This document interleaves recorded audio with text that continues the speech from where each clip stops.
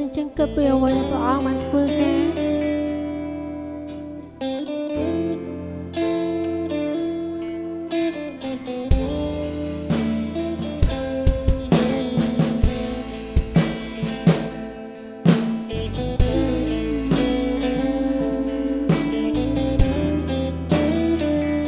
พระองค์จะเปลี่ยนออกมาที่สุด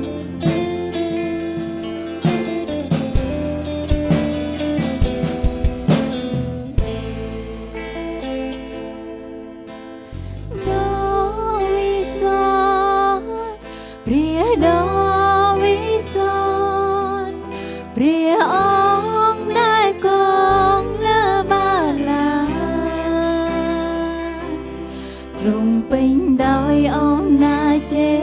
สลาเปลี่ยนเนียมตรงระบายระบายตกเดียตรงสายเรียกดอยเปรียเตยสระลานาวิสานเปรียนาวิสานเปรียเตยตรงเหมือนเจ็บปวดใบชีอาไตตากา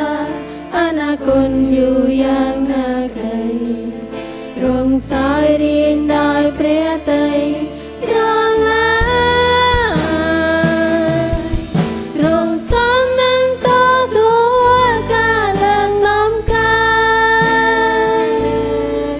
ตรงซ้ำนั่งต่อตัวเสไรร้องเรือ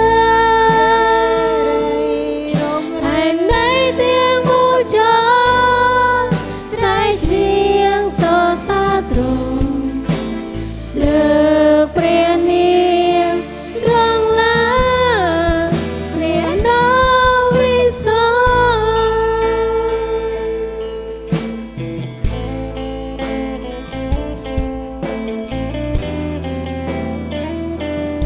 พระองค์ชื่อเปรียแต่กงเลือบาลังพระองค์ชื่อเปรียได้มีอำนาจเจสตา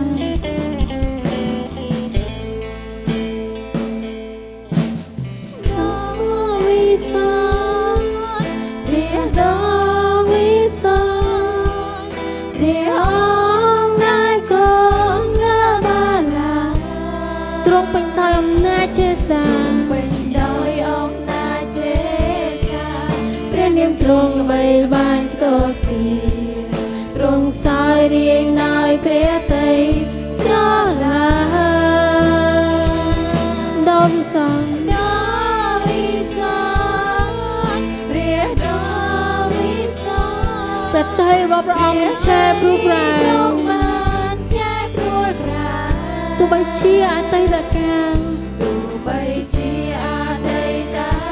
การอนาคตอยู่อย่างนากระดาวตรงสายเรียงนายเปรียเตยสระลาตรงซ้ำนั่งต่อตัวกาเลิงน้ำกาตรงซ้ำนั่งต่อตัวเสไรร้องเรือ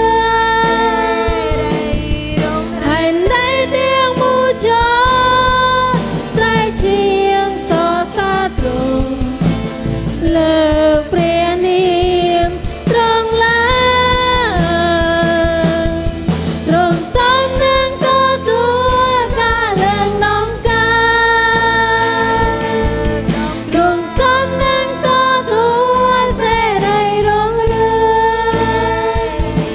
อภายในเตียงบูชาใส่เชียงโซซาตรงเลิกเปลี่ยนเนียมตัวตรงซ้ำนั่งต่อตัวก็เลิกดองกั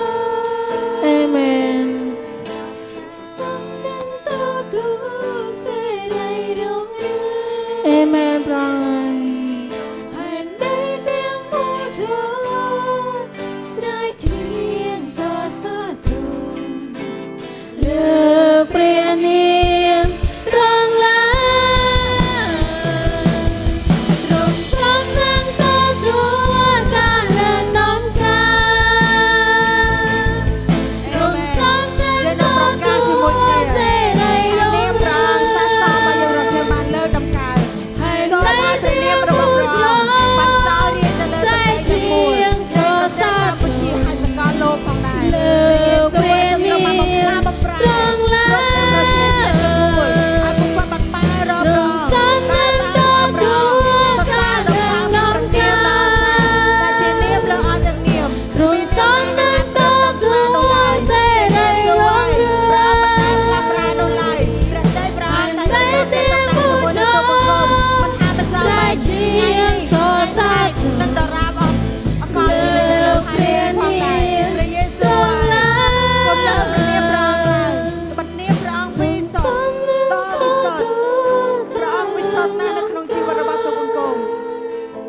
វិសុទ្ធខ្លាំងណាស់នៅក្នុងក្រុមគ្រួសារព្រះអង្គវិសុទ្ធណាស់នៅក្នុងក្រុមជំនុំទាំងមូលរូបកូនរបស់គ្នានឹងលើកដៃឡើងសរសើរដំណើរចោះចូលជាមួយនឹងព្រះអង្គស្រែកច្រៀងដំណើរព្រះអង្គថ្វាយបង្គំព្រះអង្គដោយបើកដួងចិត្តហើយព្រមព្រៀងគ្នាតែមួយនៅក្នុងការដែលចូលមកក្នុងដំណើររបស់ព្រះអង្គដោយចិត្តកោតខ្លាចនៅចំពោះព្រះអង្គចិត្តកោតសរសើរនៅចំពោះសេរីរុងរឿងរបស់ព្រះអង្គដែលទ្រង់បានធ្វើជាកិច្ចការជាច្រើនមកកាន់ជីវិតរបស់ទូបង្គំបងប្អូនក្រុមគ្រួសារប្រទេសជាតិនិងអ្នកដែលនៅជុំវិញទូបង្គំផងដែរព្រះយេស៊ូវហើយកូនជឿលើព្រះបន្ទូលសន្យារបស់ព្រះអង្គបើព្រះអង្គមិនដែលផ្លាស់ប្រែនោះឡើយព្រះអង្គតែងតែយកប្រតិទុកដាក់សូមឲ្យកូនរាល់គ្នាបានយកព្រះអង្គជាទីមួយនៅក្នុងជីវិតរបស់ទូបង្គំបានយកព្រះអង្គជាទីមួយនៅក្នុងការរៀនសូត្របានយកព្រះអង្គជាទីមួយនៅក្នុងការប្រកបនៅមុខរបររស់ស៊ី